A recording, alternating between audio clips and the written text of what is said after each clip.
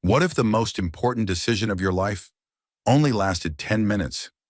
He was just a struggling single father, tired, overworked, trying to hold it all together for the sake of his little boy. She was a woman passing through town with no intention of staying and even less reason to get involved. But then something happened. Something so small, so ordinary, it should have gone unnoticed. He asked her to watch his son for just 10 minutes. And those 10 minutes, they changed all of their lives forever. This is a story about unexpected kindness, second chances, and the kind of love that doesn't just arrive, it grows. If you believe in the quiet miracles of everyday life and the beauty of found family, you're in the right place. And if you haven't already, don't forget to hit subscribe so you won't miss any of our heartwarming, true-to-life stories. Now, let's begin. A struggling single dad let a woman watch his son. She came back a billionaire begging to be mom. It was the kind of October morning that made the trees look like they were on fire, golden, rust red, and clinging to the last of their leaves. The air carried the faint scent of wood smoke and damp earth, the kind of scent that made you pause and breathe just a little deeper. Ethan Moore stood on the cracked sidewalk outside the auto garage he rented by the month, watching his 6-year-old son chase a wayward leaf down the curb. Jamie's laugh was small and breathy, the sound of a boy who didn't get to play often but cherished it when he did. "Stay where I can see you, bud," Ethan called. Jamie skidded to a stop, saluted with the kind of theatrical seriousness only 6-year-olds can pull off, then returned to the worn wooden bench outside the garage. He climbed up beside his battered Batman backpack and picked up the book he'd been leafing through, a dog-eared copy of Where the Sidewalk Ends that Ethan had bought for $1 at a thrift store. Ethan checked his phone. 9:42 a.m., a rare lull. No customers yet, no calls. Just the kind of quiet morning that almost felt suspicious. That's when the smoke alarm from the old gas station across the road began to scream. Ethan's head snapped up. Across the street, thin white smoke curled out from under the hood of a dusty Jeep Cherokee, parked dangerously close to the pump. A woman stood outside the vehicle, flapping her arms uselessly, screaming something Ethan couldn't hear over the blaring. Without thinking, he dropped the wrench in his hand and sprinted across the road, then stopped. Jamie. He looked back. His son was staring at him, eyes wide. Ethan turned in a slow circle, and then he saw her, a woman sitting alone at the nearby picnic table just outside the cafe next to his garage, wrapped in a gray cashmere scarf, nursing a to-go cup. "Ma'am," he shouted, already moving, "could you, please, can you watch my son for just 10 minutes? She blinked, startled. Her eyes were the first thing he noticed. Calm, unusually steady. Ethan knelt in front of Jamie, hands on the boy's shoulders. "Jamie, stay right here. This lady will keep an eye on you. I need to go help that woman, okay?" Jamie nodded slowly. "Will she read me a story?" Ethan gave a short laugh, ruffled his son's hair, and ran. The woman in the scarf looked at Jamie, then at the flaming Jeep, then at the father disappearing into smoke. She stood, walked over slowly, and sat beside the boy on the bench. Her movements were measured, gentle. "What's your name?" she asked. "Jamie. What's yours?" She smiled. "Isabel. Are you a mom?" The question landed like a stone dropped into still water. Isabel paused, then looked away toward the smoke. "No," she said softly. "Not anymore." Jamie didn't seem to notice. "Want to read this with me?" Isabel took the book from his hands. Her nails were neat, her fingers long and elegant, the kind of hands that had never changed oil. But she opened the book and began to read. "There is a place where the sidewalk ends, and before the street begins." Across the street, Ethan reached the smoking car. The woman had already backed away, clutching a toddler to her chest. No time for hesitation. He grabbed the emergency extinguisher from the garage, popped the hood, and doused the engine, cursing under his breath as heat singed his knuckles. Someone had called 911. He could hear the sirens now, faint but coming. By the time the fire crew arrived, the smoke had thinned and the real danger had passed. The woman thanked him in a flurry of panic and gratitude. Ethan brushed it off, already looking back toward the bench. Jamie was laughing. He was laughing. And Isabel, this stranger with the elegant scarf and unreadable eyes, was laughing too, holding the book open between them like a secret shared. Ethan jogged back across the road, breathing hard, soot smudged on his neck. "I'm so sorry to bother you." "Thank you. I didn't know what else to do," he said, bending to check Jamie's face, his hands brushing his cheek like he couldn't believe he was still whole. Isabel stood, handing the book back. "No bother. He's a lovely child." Ethan looked at her. For the first time, really looked. She was beautiful in a way that didn't call attention to itself. Mid-30s, maybe. No wedding ring. Her clothes were simple but expensive. The coat was cashmere, the boots Italian leather. Something didn't fit. "Are you passing through?" he asked. "I suppose," she said, "but I might stay a while." Ethan tilted his head. "People don't usually vacation in Pine Hollow." "I'm not most people," she replied with a half smile. Before he could ask more, Jamie tugged his sleeve. "Dad, she reads better than you." "Is that so?" Ethan grinned. "You trying to replace me already?" Jamie shrugged, unconcerned. Isabel laughed again, quieter this time. "He's a lucky boy." Ethan looked down at his son. "No, I'm the lucky one." They stood in silence for a beat too long. Then Isabel touched the edge of her scarf, nodded politely, and walked back toward the cafe. Ethan watched her go, the soft click of her boots fading on the sidewalk. 10 minutes, that was all. Just 10 minutes. But sometimes 10 minutes is all it takes for a life to change. 3 days passed before Ethan saw her again. He'd told himself he wasn't looking, but the truth was, each time the bell over the garage door jingled, he glanced up hoping it was her. He didn't even know why. Maybe it was because she'd read to Jamie so effortlessly, or maybe because in 10 chaotic minutes, she'd managed to seem more composed than most people he'd known in 10 years. But she hadn't come back. Until Tuesday. It was late morning when the familiar soft hum of expensive tires rolled into the gravel lot. Not the typical squeak of aging pickup trucks or dented sedans that usually stop by for oil changes. This was smooth, polished. Ethan wiped his hands on a rag and stepped out of the bay. The woman with the gray scarf was stepping out of a sleek black SUV, her hair caught in the wind like something from a magazine cover. She wore jeans this time, still designer he guessed, and a soft cream sweater beneath a quilted vest. Her boots were dusted with dry leaves. Jamie, sitting cross-legged on the shop floor with a bucket of Matchbox cars, looked up and beamed. "Miss Isabel," he called. Isabel smiled, her entire face changing with the gesture. "Hey there, Jamie." Ethan's brow furrowed. "Car trouble?" "Not yet," she said, "but I thought I'd come by and see if you do house calls." He blinked. "You're having car trouble at a house. You don't live in yet?" Isabel grinned, the kind that made people lower their guard. "Fine, you got me. I'm renting a place for a few weeks, just outside town. It's old, has quirks." "Leaky roof?" Ethan guessed. "Loose porch light, creaky steps, and a boiler that sounds like it's chewing on screws." She tilted her head. "You strike me as someone who knows his way around more than just engines." He hesitated, still gripping the rag in his hand. "I do some handyman work, when I have time." "Perfect," she said. "I was going to ask the local listing board, but Jamie already vouched for you." Ethan looked at his son, who had resumed driving two cars into each other in slow-motion crashes. "You sure you want a mechanic with soot-stained fingernails fixing your front porch?" he asked. "I trust people who work with their hands," Isabel replied. "They tend to say what they mean." Her words struck deeper than he expected. "All right," Ethan said. "I'll swing by this afternoon after I close up." She handed him a slip of paper. Her handwriting was precise, like someone who rarely made mistakes. "I didn't catch your last name," he said, reading the address. "Ward," she replied smoothly. "Isabel Ward." Something about the way she said it made it sound both familiar and off-limits. Her rental house was tucked behind a line of oaks on a quiet road leading out of town. It looked like it hadn't been lived in full-time for years. The front steps sagged, the mailbox leaned, and the ivy climbing the porch railings had turned golden with the season. Isabel was waiting on the porch when Ethan pulled up in his truck, toolbox in hand. "I made tea," she said.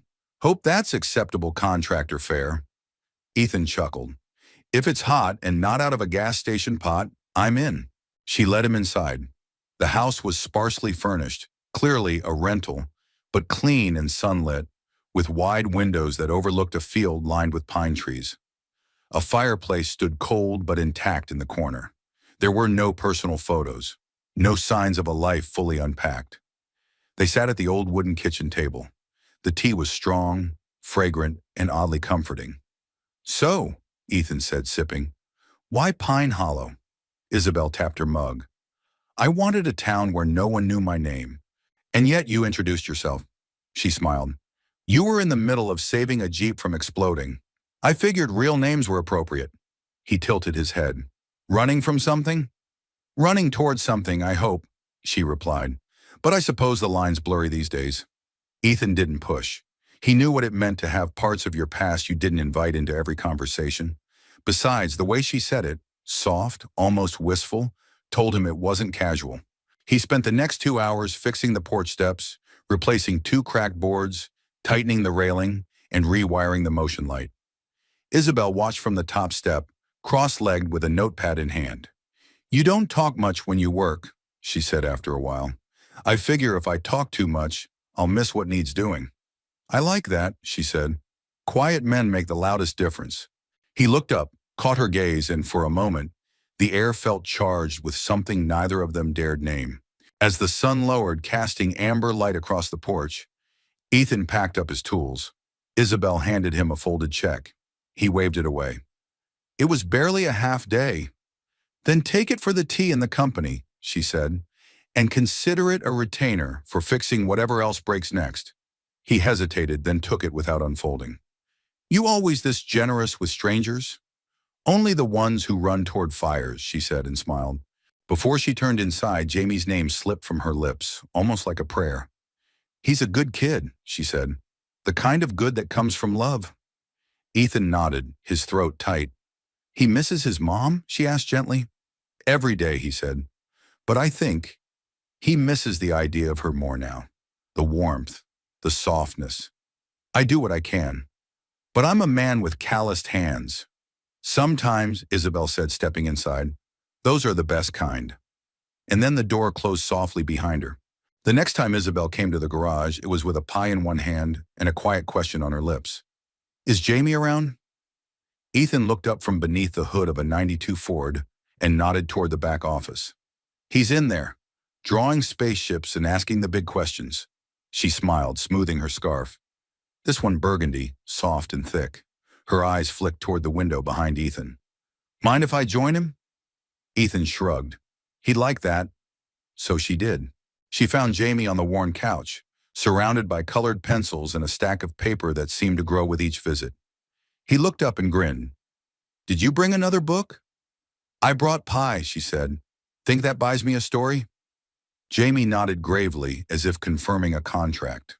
They sat together, sharing forkfuls of apple pie, while Jamie told her about a spaceship powered by kindness and peanut butter sandwiches. Isabel listened intently, laughing in all the right places, her heart pulling tighter with each detail. She hadn't realized how quickly affection could grow, how one child's small hands and open heart could begin to sew something whole into a place inside her that had been threadbare for years. When Ethan stepped into the office 20 minutes later, it was to the sight of Jamie snuggled against Isabel's side, fast asleep, and her fingers gently stroking his hair. For a long moment, he said nothing. Then he cleared his throat, and she looked up, not startled, just soft. "I didn't mean to intrude," she said quietly. "You didn't." Ethan leaned against the doorframe. "He doesn't do that often, not even with my sister. He trusts easy." "He doesn't actually," Ethan said. "He just trusts you." That gave her pause. Ethan crossed the room and lifted Jamie in his arms. The boy stirred, curled into his father's chest, and sighed. As Ethan laid him down in the small cot in the back, Isabel bent to gather the scattered crayons. And that's when she saw it, a folded piece of red construction paper tucked inside a worn notebook. Curious, she slid it loose. The words scrawled across the front in a child's hand read, "Letter to Santa." She didn't mean to open it, but the corner was already unsealed, and something about the way it fluttered open made her breath catch. "Dear Santa, I know you are busy and might not come to our town, but I hope you do. I only want one thing. Can you bring my dad someone who gives good hugs? I miss hugs. I miss soft voices. I miss stories before bed. I'm not asking for a real mom, just someone who stays. Thank you, Jamie. Isabel stood still for a long time, the paper trembling in her hand. It wasn't just what the letter said, it was what it didn't say. The loneliness between the lines, the careful way Jamie tried to make his wish sound smaller than it was, so it might seem easier to grant. She folded it back just as Ethan returned. Everything okay? He asked. She nodded a little too fast. I should go. Pie was a hit, Ethan said, his voice quiet.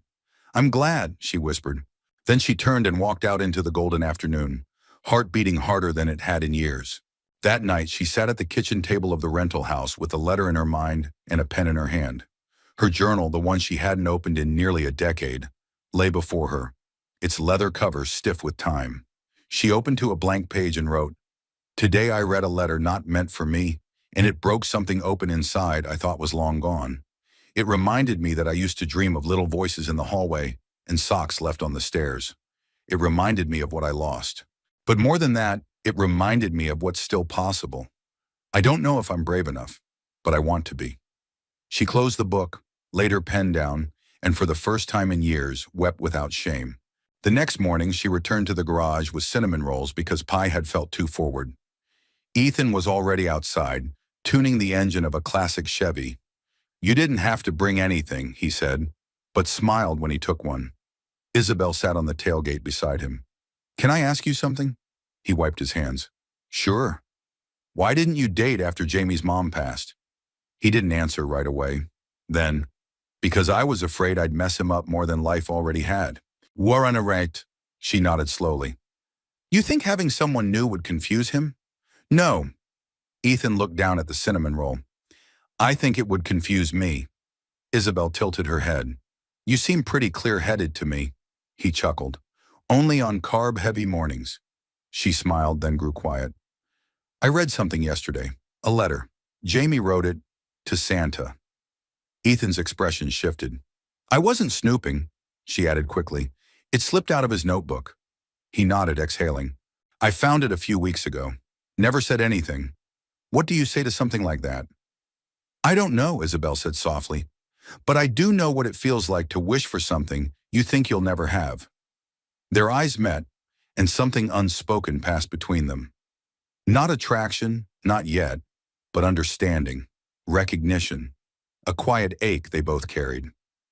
I don't want to overstep, she continued, but if you ever need someone to read him a bedtime story again, I'd be honored. Ethan looked at her then, really looked, and whatever guarded place inside him had kept the world at arm's length, flickered. Miss Isabel, came a voice from behind them. Jamie, still in pajamas, holding a stuffed dinosaur, stood in the doorway. Did you come to stay? Isabel's breath caught. Ethan watched her carefully. She crouched down, looked Jamie right in the eyes and said, Not yet, but I came to try. The garage was unusually quiet for a Saturday. A steady drizzle fell outside, softening the sounds of the world, like nature had turned down its own volume knob. Ethan stood beneath the raised hood of a pickup, but his hands moved slower than usual. His mind wasn't on spark plugs or belts. It was on the woman who'd started showing up like clockwork. Not with fanfare, not with drama, just presence. Isabel had brought blueberry muffins that morning. Jamie had declared her the queen of breakfast. Ethan hadn't disagreed. Now, a few hours later, she was sitting on a stool near the open garage door, legs crossed, watching the rain while Jamie lined up his Matchbox cars by color and assigned each one a superhero name. I think Thor would drive the red one, Jamie declared. Isabel didn't argue. Ethan finally wiped his hands on a shop towel and came to lean beside her. You ever get bored sitting here? She shook her head. Not once. Even when the most exciting thing happening is a 6-year-old deciding which car is strong enough to carry a dinosaur? Especially then, she said, smiling. Jamie ran out into the drizzle before either of them could stop him, giggling as he splashed through a puddle in his rain boots. Isabel stepped forward as if to follow, but Ethan touched her arm gently. He needs this, he said. Most kids get recess. He gets 15 minutes between carburetor work. She paused, then nodded, watching Jamie twirl in the light rain. "He's happy," she said. "I try to keep it that way." Isabel glanced at Ethan. "You're doing more than trying." He didn't reply, but the faintest curve of a smile tugged at his mouth. Later that afternoon, Jamie tugged Isabel's sleeve. "Can we show her the garden, Dad?" Ethan hesitated. "It's just a patch of tomatoes and weeds." "But the tomatoes are huge now." Isabel stood. "I'd love to see them." They crossed behind the garage to a fenced-in corner of the lot, where a small, struggling garden lay against the backdrop of a crumbling brick wall. The tomatoes were, in fact, enormous, red and heavy on the vine. Jamie darted forward and plucked one, holding it up like a trophy. "Best one yet," he said proudly. Isabel bent down to examine a vine. "You grow these?" Ethan rubbed the back of his neck. "Started after my wife passed. I needed something that didn't break when I touched it." She looked at him gently. "You think these didn't break a little too?" He chuckled softly. "They did, especially the first year." Jamie was now talking animatedly to the tomato in his hands, explaining that it would soon become sauce and that he was very sorry in advance. Isabel crouched down beside another plant, brushing dirt off the base. "Did she garden? Your wife?" Ethan nodded. "Loved it. She said growing things helped her feel like she was part of something bigger, like life kept going, even if parts of it didn't." Isabel traced a fingertip across a leaf. "Sounds like someone I would have liked." "Uh-huh. You would have," Ethan said quietly. A moment passed in silence. Then Jamie bounded over. "Can we make tomato soup tonight?" "I thought you wanted spaghetti," Ethan said. "We can do both," Jamie reasoned, completely convinced this was the most logical answer. Isabel smiled. "Well, in that case, I'd better earn my dinner." "You already did," Jamie said. "You stayed." Ethan's gaze met Isabel's. There was no need to explain how deeply those two words had just struck her. That evening, the three of them stood in Ethan's small kitchen, elbows bumping and laughter spilling like flour across the counter. Isabel wore an apron Ethan found in a drawer, a relic of his wife's, faded but still intact. She didn't comment on it, but her hands moved with care. "Jamie, no, don't dump the salt, sprinkle it," Ethan said, trying to wrest control of the spice jar. Jamie giggled and sneezed. "I think it went in my nose," Ethan groaned. Isabel laughed. The soup simmered. The spaghetti bubbled. The house smelled like rosemary and garlic and something else. Something that had been missing for a long time. Not a scent. A presence. Isabel set the table while Ethan drained the pasta. Jamie added a folded paper napkin beside each plate, with little stick figures drawn in the corners. "This one's me," he said, pointing. "And this is Dad. And this—" He paused, looking at Isabel. "This is you." She bent to examine the figure. "I gave you a cape," he added. Isabel smiled so softly it barely reached her lips, but her eyes shone. They ate together like it was normal, like it had always been this way, as if three broken people had simply found each other and through some unspoken agreement decided to be less broken together. After dinner, Jamie yawned and curled up on the couch with a blanket. Ethan reached for a book, but Jamie shook his head. "I want her to read tonight." Isabel blinked. "Are you sure?" He nodded. "You do the voices better." Ethan handed her Goodnight Moon, and she opened it slowly, like holding something sacred. As she read, Jamie's eyes drifted shut, his breathing even. She tucked the blanket around him when she finished, then looked at Ethan. "He always falls asleep like that?" "Only when he feels safe." He didn't say it for effect. He said it like it was fact, and it was. Isabel turned back to the sleeping boy, then to the man who watched over him like a silent guardian. She thought about the things she had lost, the child she never held, the years she gave to people who didn't stay, and then she thought about Jamie's drawing, about the cape, about the garden that kept growing, even after it broke. Ethan had never been one for sentimental gestures, but the wall in his hallway betrayed him. It wasn't planned. It had started with one photo, Jamie's ultrasound, thumb-sized and blurry. Then came a hospital bracelet, a Polaroid of his wife, Maddie, half laughing and half exhausted, holding their newborn like she'd just been handed the moon. After she passed, he couldn't bring himself to take them down. So instead, he kept adding. Over time, the wall grew into a collage of love and loss. Photos of Jamie's first steps, a crayon drawing of their family with Maddie floating above them like a smiling angel, a sticky note in her handwriting that read, "Don't forget your heart, E." Ethan never told anyone about it, but that evening Isabel saw it. She'd come by unannounced just after sunset, carrying a mason jar filled with tulips. "I found these at the weekend market," she said, cheeks pink from the chill. "Thought Jamie might like them." "He's already asleep," Ethan said, holding the door open. "But I think he'd approve." She stepped inside, warmth from the old radiator wrapping around her. Ethan reached for a glass vase in the cupboard, motioned for her to follow him to the hall closet, where, unintentionally, she passed the wall, and stopped. She said nothing at first, just studied it, hand over her mouth. Ethan froze beside her, holding the empty vase like it was a shield. "I didn't mean to. I wasn't snooping," she murmured. "You're not," he said. A long silence hung between them, filled only by the soft ticking of a nearby clock. "She looks kind," Isabel finally said, her eyes on a picture of Maddie kneeling in a garden, sunlight in her hair. "She was," Ethan said. "Too kind for someone like me." "Don't say that." "It's true," he said, voice low. "She believed people could change, that they were all good at the core. I've seen enough to know that's not always the case." Isabel turned to him. "And yet you ran toward a burning car for someone you didn't know." Ethan looked away. She reached for a photo, her fingers hovering but not touching. "What happened?" He didn't answer right away. Then quietly, "She was diagnosed a week after Jamie turned 3. We thought it was just fatigue. Turned out it was aggressive, rare. 6 months later, she was gone." Isabel's eyes shimmered, but she didn't cry. "I wasn't there," he added. "Not when she died. I was fixing someone's water heater. She called me and said, 'Take your time. I'm just tired.'" Isabel stepped closer. "Ethan, I should have known," he said, his voice catching. "I should have gone home." She shook her head. "You loved her. That's what matters. Loving someone doesn't always mean being enough." A long silence. Then Isabel softly, "She'd be proud of you." That made him blink. "Why?" "Because you didn't close the door. You kept this," she said, gesturing to the wall. "And you kept Jamie safe. And you still let yourself hope, whether you admit it or not." Ethan looked at her like she'd peeled something back in him he didn't know was still raw. "I haven't let anyone in since," he said. "Not really." "I haven't either," she replied.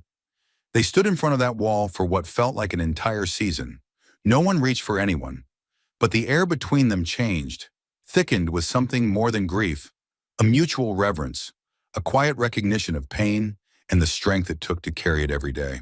Later they sat at the kitchen table, the tulips now arranged in the vase, blooming against the window like little defiant flames. Ethan poured 2 cups of coffee, slid one toward her. "Can I ask you something?" he said. Isabel nodded. "Why are you really here?" The question didn't come with suspicion. It was gentle, careful. Isabel looked down at her cup. "I needed to disappear," she said, "and I needed to see if I could still feel." Ethan raised an eyebrow. "Feel what?" "Hope, joy, the ache that comes with belonging to something again." He didn't press, just listened. "I lost a child," she said after a moment. 10 years ago, a car accident. I wasn't even showing yet, but I had names picked out. A nursery half painted. It's funny how your whole life can live in a heartbeat you never get to hear." Ethan stared at her, heart hammering. "I'm sorry," he said. "I am too," she whispered. "I thought I had buried it, but Jamie, he brings it all back. And not in a painful way, in a, maybe there's still a place for it way." Ethan said nothing, but the corner of his mouth turned slightly like a storm cloud passing. Isabel set her mug down. "I know I'm not part of your world. Not really. But I want to be, if you'll let me." That word. Let. He wasn't used to anyone asking permission to stay. People just left or didn't. But here was someone offering herself, not with expectations, but with hope. He nodded slowly. "I don't know how to do this." "Neither do I," she said. "But I think we can figure it out." They sat in silence after that, listening to the heater creak and the world settle. And for the first time in a long, long time, Ethan felt something shift inside him, like a door he hadn't realized was locked had just opened a crack. In Pine Hollow, gossip traveled faster than weather, and just as unpredictably. The week after Isabel began appearing more regularly at the garage, the questions began. Quiet at first, whispered over fresh coffee in the town diner, exchanged between grocery store aisles where pickles met produce. "Who's the woman with the scarf?" "She drives that black Range Rover, right? I heard she paid double at the farmer's market, in cash." And then came the moment Ethan couldn't ignore. He was at Miller's Hardware, picking up a replacement part for a furnace he'd promised to fix. Old man Fletcher, who'd run the store since Reagan was president, leaned across the counter with a knowing smile. "You got yourself a real mystery, Ethan," he said, sliding over the receipt. Ethan frowned. "What's that supposed to mean?" Fletcher scratched his beard. "Friend of mine saw her in a Forbes article. Said she looks a lot like Isabel Ward." Ethan blinked. "Who?" Fletcher squinted. "You don't read Forbes, do you?" "Not since I stopped needing to know what yachts cost," Ethan muttered. Fletcher chuckled. "Ward Financial, big shot in Manhattan. Disappeared after some ugly engagement fallout. She had a face on billboards a couple years back." Ethan stared at the receipt in his hand like it might provide an answer. Then he walked out without saying goodbye. Back at the garage, the Range Rover was already parked in the usual spot. Isabel stood just inside the bay, her scarf tucked into a navy peacoat. She held 2 cups of coffee in a brown paper bag that likely contained something Ethan didn't deserve anymore. Jamie was laughing somewhere in the back, narrating a battle between a Tyrannosaurus and a fire truck. Ethan stepped inside, letting the screen door bang behind him. "Hey," Isabel said, lighting up. "I brought Isabel Ward," he cut in, voice low but hard-edged. "That your real name?" Her smile faltered. The coffee in her hands trembled just slightly. "Yes." "And the billions? The boardroom? The Manhattan penthouse?" She didn't answer right away. "Yes," she said finally. "All of it." Ethan let out a sharp breath, somewhere between disbelief and betrayal. "You lied." "I didn't lie," she said calmly. "I just didn't tell you." "Hamai," he stepped back as if her presence had become radioactive. "You let my kid fall asleep in your lap. You read him bedtime stories. And all the while you were, what, playing tourist in the poor part of town?" Her jaw tensed. "That's not fair." "No," he snapped, "because it sure feels like you chose to drop into our lives like we were some kind of detour." Isabel's voice dropped, but the hurt in it sharpened. "You think this was a game for me?" Ethan folded his arms. "Wasn't it? I came here to disappear," she said, her voice catching, "to be someone who wasn't constantly measured by money or headlines. And then I met you, met him, and it stopped being about hiding." He looked away, swallowing hard. "Do you know what it feels like," she said, "to be judged every day for something you never even wanted? I didn't ask for wealth. I didn't chase it. I inherited it and survived it and lost people because of it." Ethan's voice dropped. "Then why not just tell me?" "Because I liked the way you looked at me when you didn't know." Those words landed with weight. Silence ballooned between them. Ethan stepped past her, toward the office, like he needed to move before the walls closed in. But just before he vanished around the corner, he turned. "I trusted you." Isabel flinched. "I let you into the only world I have left, and now I don't know what was real and what was charity." And with that, he was gone. She didn't see him for 3 days. Not at the garage, not at the market, not even on the porch where Jamie used to wave at squirrels and drag her into make-believe pirate battles. She had never felt so visible and invisible all at once. The whispers grew louder. Someone posted a grainy photo of her Range Rover online, tagged "Haksh, Rich Lady in Hollow." The town she'd chosen for its anonymity was shrinking around her like a noose. On the 4th day, she sat at the rental's dining room table with her hands clasped, staring at the envelope in front of her, a letter addressed to Ethan, handwritten on cream stationery she hadn't used in years. She hadn't sent it yet. Instead, she drove. Back to the garage. Back to the place where she'd first been someone else. Someone smaller. Someone honest. She found the bay door half open and Ethan inside, hunched over an engine like the world didn't exist beyond nuts and bolts. He didn't look up. "I'm not here to beg," she said. He kept working. "But I am here to apologize." Silence. I should have told you who I was, not because you deserved the drama, but because you deserved the truth. Still no response. I wasn't playing a role. I was trying to live one I forgot I could have. Ethan finally stood, turned. His eyes were tired, guarded. I don't care how much money you have, Isabel. She blinked. I care that you didn't trust me with the truth. He tossed a rag into a bucket. The sound was louder than it should have been. I don't let people in, he said. Not because I'm noble, because I'm scared. Because every time I did, something broke. And you were starting to feel like the thing that wouldn't. Her breath caught. But now I don't know. I'm still me, she said. Are you? He didn't say it cruelly. He said it like a man staring at a puzzle missing one piece. I want to be, she whispered. But you have to let me prove it. Ethan looked at her for a long time, then nodded once. Jamie deserves that. And what about you? He paused. I don't know yet. The silence in the house felt heavier now. Jamie still asked about her, not with the urgency of a child missing his favorite toy, but with the solemn weight of someone realizing something good might not come back. Is she mad at us? He asked one evening, while poking listlessly at his macaroni. No, buddy, Ethan said, though he wasn't sure if that was true. Sometimes grown-ups just need space to figure things out. Jamie didn't answer. He just nodded, like he'd already started learning that the world was full of goodbyes that didn't come with reasons. Later that night, after Jamie fell asleep with Goodnight Moon pressed to his chest and the porch light humming softly outside, Ethan found himself doing something he hadn't done in years. He opened the envelope she'd left behind. It wasn't sealed, just resting on the corner of the table, like an apology too fragile to close. Inside was a leather-bound journal, worn at the corners, smelling faintly of lavender and ink. There was a note folded neatly on top. Ethan, I didn't know how to say everything that needed to be said. Maybe these pages will say it for me. You asked who I really was. This is me. Isabel. He turned the first page, then another, and another. She had written to no one, or maybe to the version of herself she no longer recognized. The entries spanned years, but they weren't diary notes. They were letters, unsent, unspoken, unfinished. To the child I never held, I think about you every day.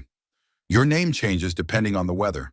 Sometimes I call you Lily, sometimes James, sometimes just Little One. I wonder if you would have loved books. I wonder if you would have had your father's crooked smile or my laugh that always arrived a second too late. I wonder if you would have saved me. Ethan felt the breath leave his body. He kept reading. To the man I almost married, you taught me how easy it is to be wanted for all the wrong reasons. Thank you for the lesson. Thank you for the heartbreak. It led me to the silence where I finally heard myself again. To the world, I am tired of being a dollar sign with good shoes. I am tired of being admired and not known. I want someone to see the part of me that still makes her own tea and cries at old movies. I want to matter to someone who doesn't know my resume. I want to be chosen, not for what I can give, but for who I am when no one is looking. By the time Ethan closed the book, dawn was edging over the hills, and light streaked across the garage roof in soft gold bands. He sat at the kitchen table, the journal in front of him, and felt something shift. He'd built walls, and she had too. But hers weren't made of suspicion, they were made of sorrow. He didn't see her for another 2 days. But when he did, it wasn't at the garage. It was at the garden. He hadn't expected her. He was weeding alone, the soil warm beneath his knees, the tomato vines overgrown and wild. She came through the back gate quietly, hands in her coat pockets, a paper bag tucked beneath one arm. I brought muffins, she said. Ethan stood slowly, brushing dirt from his jeans. Jamie's inside, she nodded. I'll wait. He hesitated, then said, I read it. Isabel looked down. I hoped you would. You wrote like someone who forgot people could still listen. She smiled faintly. I did forget. They stood between rows of green, the late sun laying long shadows on the earth. You asked if I still saw you, Ethan said. And I do. Her eyes shimmered. I see someone brave enough to stay when she's afraid. Someone who's lived in noise so long, she mistook silence for punishment. Someone who could have run, but didn't. Isabel swallowed hard. I'm still figuring out who I am outside the headlines. Ethan nodded. Me too. Just in a different way. She stepped closer. I meant what I wrote, about wanting to belong somewhere again. Ethan met her eyes, his voice rough. Then come back in, even if we're both still figuring it out. She nodded, and the quiet between them was no longer silence. It was space, room for something to grow. That evening, Jamie stood on the porch when he saw her approach again. A different scarf this time. Sunflower yellow, like she was trying to believe in something. He ran to her before she'd fully reached the steps and threw his arms around her waist. You came back! She bent and held him tightly. Of course I did. Dad said you needed thinking time. Did it work? Isabel laughed gently. It did. I missed you. I saved you a drawing, he said proudly. It's us, and a garden, and a rocket ship. That's exactly what I needed. He pulled her inside like he didn't need permission anymore. And for the first time, Isabel didn't feel like a guest. She felt like someone returning home. The storm rolled in without apology. Dark clouds gathered over Pine Hollow like a curtain being drawn across the sky. The wind came first, whipping leaves into spirals and rattling windows with impatient fingers. Then thunder, low and grumbling, like a distant warning. By dusk, rain had begun to fall in sharp vertical lines, relentless and cold. Ethan stood on the back porch, his hand wrapped around a mug that had long gone cold. From the overhang, he watched water slide down the gutters and pool in the driveway. Jamie was inside reading aloud to his dinosaurs from a comic book, and Isabel was gone again. Not permanently, he told himself that, but just long enough to make the house feel too quiet. She'd gone to the rental cottage that morning to pack a few things, saying she needed time to recenter before staying longer.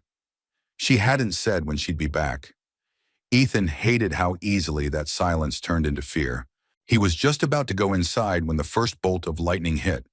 It wasn't a clean strike. It came with a sound like a tree cracking from the inside out, followed by a sudden, unmistakable pop from behind the garage. Then darkness. The porch light flickered once, twice, then died. Damn, Ethan muttered, already setting his mug down. Dad? Jamie called from inside. I got it, buddy. Just the breaker. But it wasn't the breaker. When Ethan stepped out into the storm, flashlight in hand, he followed the smell of something acrid. Electrical. And then he saw it, a small fire smoldering along the edge of the garage roof, where the lightning had apparently struck the metal gutter, which arced into the electrical box. A section of the roof had begun to burn. Damn it, he cursed and turned on his heel. He ran back into the house, soaked to the bone in seconds. Jamie, stay inside. Stay here, he said, pulling on his coat, already grabbing the fire extinguisher from the pantry. Don't come out, no matter what. The boy nodded, wide-eyed but calm. Ethan could see he wanted to be brave. Outside, the wind nearly ripped the door off its hinges. Ethan fought his way back to the garage and aimed the extinguisher upward. Foam hissed and surged, smothering the flames before they could leap to the main house. His arms burned with the effort, his vision blurred from rain and smoke, but he didn't stop until the last glow had turned to black. Only then did he drop to his knees, panting. The wind howled through the trees, and headlights sliced through the storm. Isabel's SUV screeched to a stop at the edge of the drive. She leapt out without an umbrella, her coat already soaked, eyes scanning until they locked on him. Ethan! He looked up, blinking through rain. Welcome back. She knelt beside him, breathless. I saw the flames from the road. He managed a dry smile. You always have impeccable timing. You're bleeding, she said, reaching for his hand. It's nothing. Just scraped it on the ladder. Isabel ignored his protest, pulling a clean cloth from her coat pocket. How did she always have something useful? And pressed it gently to his hand, then softer. You shouldn't have been out here alone. He exhaled. Wasn't planning on an electrical fire today.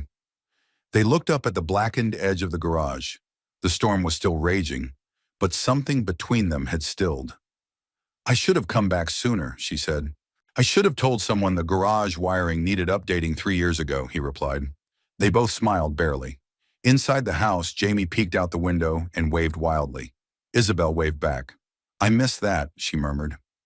Ethan studied her face. Wet hair, damp scarf, eyes as unguarded as he'd ever seen them. You came back, he said. I never really left. He let the words settle. Come inside, he said. We've got soup and towels and a kid who asks about you every morning. She followed him in. Inside, Jamie flung himself at her waist, wrapping small arms around her like she'd been gone a lifetime. I saved you a seat, he said. Right next to me. I wouldn't sit anywhere else, she replied. They dried off, changed clothes, and gathered in the living room with the last of the candles glowing faintly on the mantel. The power hadn't returned, but the house was warm, stubbornly so, filled with blankets and laughter, and the kind of light you couldn't plug in. They sipped soup from mismatched mugs. Jamie leaned sleepily against Isabel's shoulder as Ethan tossed another log on the fire. Dad says you're staying for a while, Jamie said, half-mumbled. Ethan and Isabel shared a look over the flickering flames. That okay with you? She asked. Jamie nodded. Can you stay forever? Isabel paused, her eyes welling. Ethan stepped in. Let's start with a few weeks, bud. Jamie grinned. Then we'll make her pancakes every Saturday. That's a pretty good contract, Isabel said. When Jamie finally fell asleep, curled on the couch, a blanket tucked under his chin, Ethan and Isabel sat in the silence that only deep comfort can bring. He looked at her, voice quiet. Why did you really come back tonight? She didn't hesitate. Because I was driving away and realized home wasn't the cottage. It wasn't the coast or the city or anywhere else. She looked down at Jamie, sleeping soundly. It's here, it's this.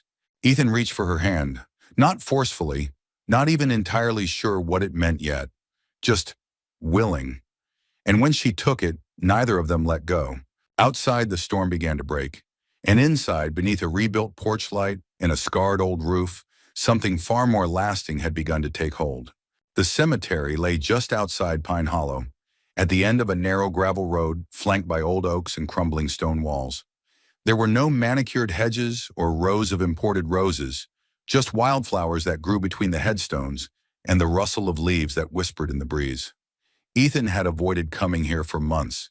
He'd meant to go on Maddie's birthday, and then again on the anniversary of her passing. But both times life had gotten in the way. Or maybe grief had. That morning he stood on the porch holding 2 thermoses of coffee, one he handed to Isabel. She liked it with too much cream, he said quietly. Isabel took the cup, sensing this wasn't just an errand. You don't have to do this today. I do, he said with a certain stillness in his voice. And I don't want to go alone. So they drove in silence, the kind that didn't ache, just settled. Jamie had gone with Mrs. Whitaker, the retired teacher down the street who made waffles every Saturday and had a soft spot for stray cats and lonely boys. He waved from her front steps as they pulled away, oblivious to the weight in the truck. Ethan hadn't said much when they arrived. He parked beneath an old elm, reached behind the seat for a bundle of yellow mums wrapped in brown paper, and started walking. Isabel followed him between the stones, reading names she'd never known. When they reached the headstone, Ethan paused. The words etched into the granite were simple. Madeline Grace Moore, beloved wife and mother. She taught us how to love, even in goodbye. Ethan knelt and placed the flowers at the base. He was quiet for a long time. She hated silence, he said at last. Said it made her feel like she was being forgotten. Isabel stood beside him, still, reverent. I'd talk to her out loud sometimes, Ethan continued. Just random things. Grocery lists. Jamie's nightmares. What broke on the truck that week? He looked up at the stone.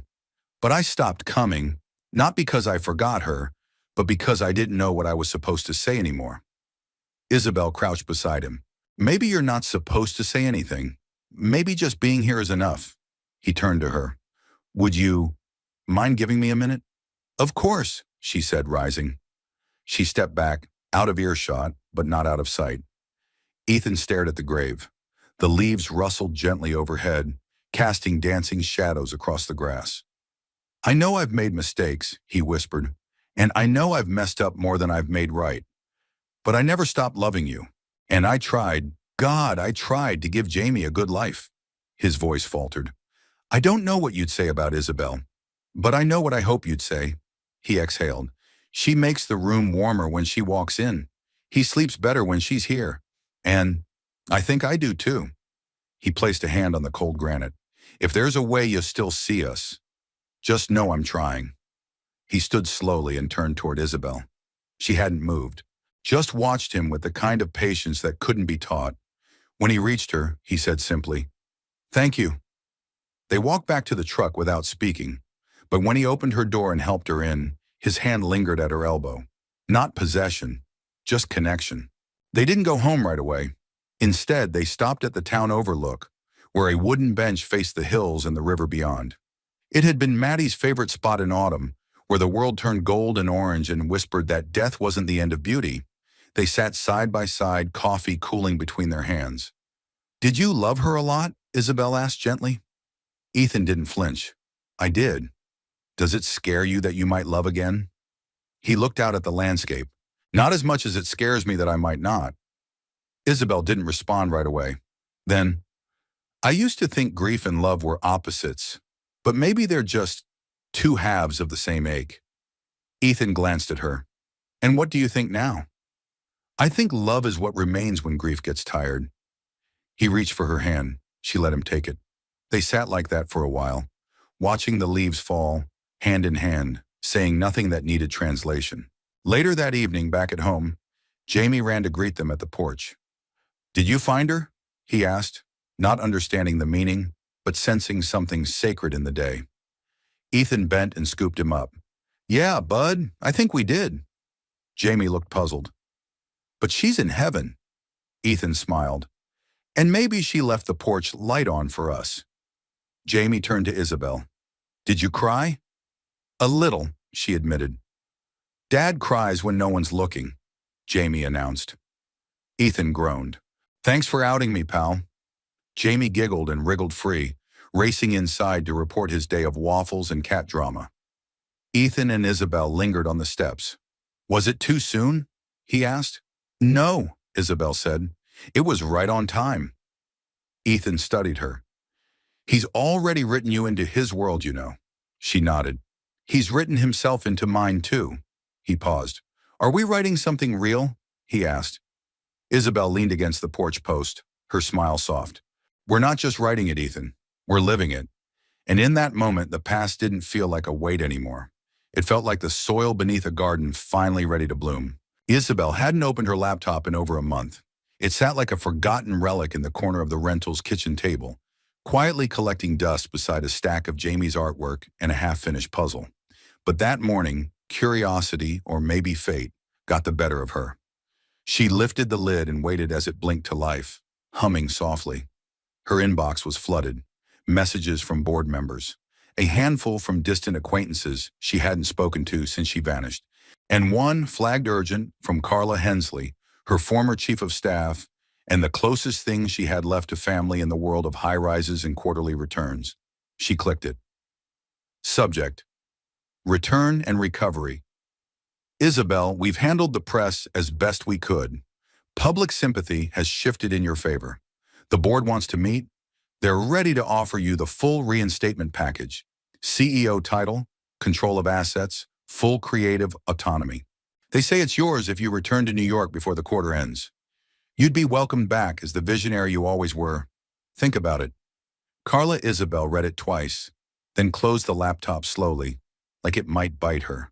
Her heart raced, not with excitement, but with something more tangled, something that smelled like temptation but tasted like dust. She looked out the window. Across the road stood Ethan's garage, its roof patched with fresh shingles after the storm, the porch light already glowing despite the afternoon sun. Jamie was there too, drawing rockets on the sidewalk in blue chalk. She watched as he laughed at something Ethan said, his entire face lit up with joy. A vision of another life flickered into her mind. Conference rooms, catered lunches, red carpet galas where no one ever asked how she felt, only what she owned. And yet here, this boy had handed her a crayon and a seat beside him on the porch, like it was the greatest gift he could offer. Her fingers curled slowly into a fist. She didn't say anything about the email that evening. Not while Jamie convinced Ethan to make pancakes for dinner. Not while they played a raucous game of charades that had Isabel crying with laughter when Ethan tried, and failed, to mime a flamingo. Not even when Jamie fell asleep in her lap again, his fingers clutching a corner of her scarf like a security blanket. Ethan noticed her quiet, though. He always did. They stepped onto the porch after tucking Jamie into bed. The night air was crisp with the scent of pine and the whisper of leaves beginning to fall. "You're a million miles away," he said gently. She hesitated. Then, "I got an email today, from my board." Ethan leaned against the railing, nodding slowly. "Let me guess. They want you back." "They do. Full control. Public redemption. All the perks. And I don't know," she said truthfully. Ethan didn't reply right away. Then he said, "Do you miss it?" She considered the question. "I miss parts of it, the purpose, the strategy, feeling like I could change the world with a few well-placed decisions. And now? Now I change the world by reading bedtime stories," she said with a faint smile. Ethan exhaled. "Sounds like better odds." Isabel turned to him. "But I'd be asking you both to give something up if I stayed." "We haven't asked for anything," he said. "Not even for you to stay." She looked down. "That's almost worse." He stepped closer, his voice lower. "You think we don't want you here?" "I think maybe I've started to need this more than I'm willing to admit," she whispered. "And that scares me." "Needing something isn't weakness," he said. "It's proof you're still alive." They stood in silence. Then Ethan said quietly, "If you decide to go back to that world, I won't stop you. I'll be proud of you. But I can't pretend it won't break a piece of me. And Jamie." Her eyes filled. "I know." He touched her hand, gently, reverently. "But if you stay, I want it to be because you choose us, not because you're running from something." She nodded. "I don't want to run anymore." "Then don't," he said. "Stand still. Let yourself belong." The next morning, Isabel didn't open the laptop again. Instead, she walked into town. She stopped at the cafe where everyone knew her as just Isabel, not Ms. Ward. She bought a cinnamon bun and gave the barista a drawing Jamie had made for the tip jar. Then she walked to the library where she sat in the children's section and read aloud to a group of toddlers for an hour, just because she could. When she got back, she found Ethan in the garage, wiping grease from his hands. Jamie was beside him, holding a wrench like a wand. She walked right up to them and said, "I'd like to turn the garage into a library on weekends." Ethan blinked. "You want to what?" "Just part of it. For now. Books, beanbags, a reading nook for the kids." He grinned slowly. "You're serious?" "I've never been more." Jamie bounced. "Will there be hot cocoa?" Isabel nodded. "And cookies, the kind with too many chocolate chips." Jamie let out a whoop. Ethan leaned close, voice warm. "Does this mean you're not going back?" Isabel smiled. "I'm not going back anywhere. I'm going forward. Here." He looked at her for a long time, then said, "Welcome home." That night, she finally replied to Carla's email with a single sentence. "Tell the board to find someone else. I already have everything I need." She closed the laptop, shut it gently, and tucked it into the back of the closet, right beside the scarf Jamie had once said made her look like a superhero. And for the first time in a long, long while, she didn't feel like she had to be one. By the time November rolled around, the garage looked nothing like it had 2 months earlier. The blackened roof from the fire had been fully replaced, thanks to Ethan's grit and Isabel's not-so-subtle insistence on hiring a proper roofer. The inside had been reorganized too, one half still humming with oil changes and tire rotations, the other slowly transforming into what Jamie had dubbed the Little Book Nook. They hadn't officially opened it yet. There was no ribbon-cutting ceremony or grand announcement. But children were already dropping by on Saturday mornings to sprawl on the old carpet squares and listen to Isabel read stories about dragons, astronauts, or sometimes, by Jamie's demand, talking marshmallows who went on adventures. Ethan watched it all unfold with a quiet kind of awe. He never said it out loud, but there was something sacred about the way Isabel moved through this space now. She was no longer a visitor. She brought muffins without fanfare, folded Jamie's laundry without asking, and sometimes hummed while sweeping up dirt like she'd been doing it for years. That morning he found her out back, standing in the middle of the garden. Frost had come early this year. The vines were curling in on themselves, their season nearly done. Isabel held a watering can like it was a chalice, even though the ground was too cold now to drink. Ethan stepped up beside her. "Might be time to say goodbye to the tomatoes." She nodded. "I always hate the end of a growing season. Feels like letting go of something you worked too hard to lose. They'll come back next spring. Not these exact ones. No, he said, but maybe something better. She looked at him, eyes soft, hair pulled back beneath a knitted cap Jamie had insisted she wear. You're not just talking about plants, are you? Ethan shrugged. Maybe not. They stood in the silence together, shoulder to shoulder. The kind of silence that speaks more than words ever could. That evening, they sat on the front porch, a blanket draped across their laps and mugs of cocoa nestled between their hands. Jamie lay curled in the rocking chair, snoring lightly with a book still open across his chest. The porch creaked gently beneath them. He's growing up fast, Isabel whispered. Ethan nodded. Too fast. Sometimes I still look for the baby monitor. Sometimes I still look for my old life. He turned to her. She smiled. And then I remember. I traded it for this. The stars blinked above them like far-off lanterns. The porch light glowed behind them, casting a warm halo over the steps. I've been thinking, Ethan said, about the land behind the garage. It's just sitting there. Isabel sipped her cocoa. You want to expand? Not the shop, something else. She waited. I thought maybe a greenhouse. Something we could build together. A place for Jamie to keep growing things. For you to keep growing, whatever it is you've been growing in all of us. She blinked. You're serious. I've got old lumber, tools, time, and someone worth building it for. She set her mug down. Ethan. He reached into his coat pocket and pulled out a small folded piece of paper. It wasn't a ring. It wasn't even a question. It was a drawing, one Jamie had made earlier that week. 3 stick figures, one tall, one medium, one small, all standing in front of a crooked greenhouse with little red tomatoes growing out the sides. Above it was a title, scrawled in purple crayon, Our Family Garden.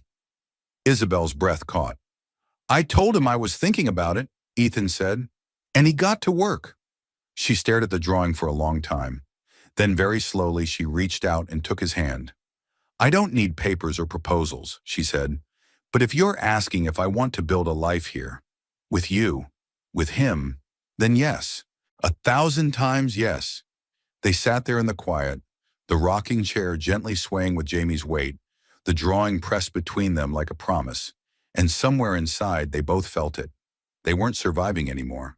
They were planting roots. Later that night, after Jamie had been carried inside and tucked beneath covers, and the house had gone still, Isabel stood alone at the kitchen window. She looked out into the yard, where the moonlight lit the space behind the garage, the untouched earth Ethan had spoken of. She imagined what it would look like. Glass panels catching sunlight, rows of soil waiting for seeds, laughter bouncing off wood beams as they built it one plank at a time. And beside it, maybe someday, a table long enough for friends. A place where love could take root, not in wealth, but in weathered hands, shared meals and bedtime stories read by candlelight. Ethan stepped in behind her, wrapping his arms gently around her waist. What are you thinking about? He asked. Greenhouses, she whispered, and finally being home. Snow arrived early that year. It came quietly in the night, frosting the rooftops of Pine Hollow in delicate lace. By morning, the ground shimmered under the soft light of December, blanketing the field's driveways and porches in white silence. Inside the little house behind the garage, the scent of cinnamon and pine filled the air. Jamie sat cross-legged in front of the tree, tongue peeking from the corner of his mouth as he tied a red ribbon around the last handmade ornament, a crooked cardboard star that bore a glittery J at the center. Ethan stood near the fireplace, nursing a cup of coffee, watching his son with that unmistakable mixture of pride and disbelief. How had 6 years moved so fast? And Isabel knelt beside Jamie, carefully adjusting a garland of popcorn around the lower branches. She looked up at Ethan and smiled. He smiled back, the kind of smile that knew pain, had lived through storms, but still chose joy every time it was offered. Later that morning, the townspeople gathered at the garage, not for a tune-up or tire change, but for the grand opening of something they never knew they needed. The Hollow Haven Library. Children and parents trickled in, brushing snow from their coats, cheeks pink from the cold. Inside, books lined handmade shelves, beanbags circled a cozy rug, And in the corner, a small sign painted by Jamie himself read, "Stories grow here." Isabel stood by the door, greeting each child by name. She wasn't just a guest in this town anymore. She was woven into the rhythms of its quiet streets and kind eyes. Ethan watched from behind the counter, wiping his hands on a cloth, heart full in a way that had nothing to do with mechanics. Jamie burst in from the back room, face glowing. "Miss Isabel, can I read today's story?" She knelt. "Absolutely. You're our featured reader." He beamed. She handed him the little engine that could, the one he always chose when he felt brave. As he climbed onto the stool, Isabel stood beside Ethan. "He's thriving," she whispered. "He's loved," Ethan said. "That's all kids need." She turned to him, quiet. "Sometimes, that's all grown-ups need too." He didn't answer, but took her hand gently. That night, the world softened under snow. The three of them sat by the fire. Jamie nestled between them, blanket tucked to his chin. Isabel had just finished reading the final page of The Velveteen Rabbit, her voice hushed, reverent. Jamie blinked slowly, drowsy but smiling. "Dad?" he murmured. "Yeah, buddy? Can I call her Mom now?" The room stilled. Isabel froze. Her breath caught halfway between surprise and disbelief. Ethan looked at Jamie, his eyes misted but steady. "You can call her whatever feels right." Jamie turned to her, curling closer beneath her arm. "Is that okay?" She blinked back tears. "That's more than okay." He nodded, then tucked his face into her side. "Good night, Mom." Isabel held him close, her hand resting over his heart. "Good night, sweetheart." And just like that, a name became a promise. Later, after Jamie had been carried to bed and the fire had turned to embers, Ethan and Isabel stood outside on the porch, snow still falling gently around them. The stars blinked between clouds like they too were settling in for winter. "I didn't know 10 minutes could change a life," Isabel said softly. "I didn't either," Ethan replied. She leaned against his shoulder. "Sometimes I think about that day, about what would have happened if you hadn't trusted me, if I'd just watched you run off and never looked back." "I think about it too," he said. "But then I remember, you didn't look away. You looked at a tired man with grease on his hands and a kid in his arms, and you saw more than what the world sees." "I saw a family," she said, "before I even knew I needed one." They stood in the hush, snowflakes landing on the railing like small blessings. "I'm glad you came back," Ethan said. "Not just to Pine Hollow, but to yourself." Isabel nodded, her eyes bright. "I used to think strength meant building walls. Now I know it's letting people in." Ethan turned toward her, voice quiet. "Do you still feel like you're running?" "No," she whispered. "I feel like I've finally arrived." In the months that followed, the garden behind the garage thawed. The greenhouse went up slowly, each beam hammered by Ethan, each panel placed with Jamie's help, each bed lined with Isabel's handwritten signs. Hope, patience, second chances. The library grew too, expanded with donations from neighbors who believed in the power of stories. Children gathered every Saturday, not just for books, but for warmth, belonging, and the quiet joy of being seen. No one ever asked Isabel about her net worth again. They asked her for reading recommendations, for help tying shoelaces, for advice on how to love more gently. And she gave it, freely, fully, with the heart of someone who had learned that true richness doesn't come from what you hold, but from what you give. Years later, when someone asked Jamie where he came from, he would grin and say, "I'm the kid who gave a billionaire 10 minutes of his dad's trust and got a mom for life." Because sometimes the smallest acts of kindness, like watching a child for 10 minutes, open the door to the very thing we never dared hope for: a home, a family, and a love that chooses to stay. Now I'd love to hear from you. Where in the world are you watching from? Drop your city or country in the comments below. It's always so inspiring to see how far these stories travel. And if this story touched your heart, please consider subscribing to the channel. Your support means the world and helps us continue sharing more beautiful, meaningful stories like this one. From the bottom of my heart, thank you for watching. Until next time, stay kind, stay hopeful, and take good care.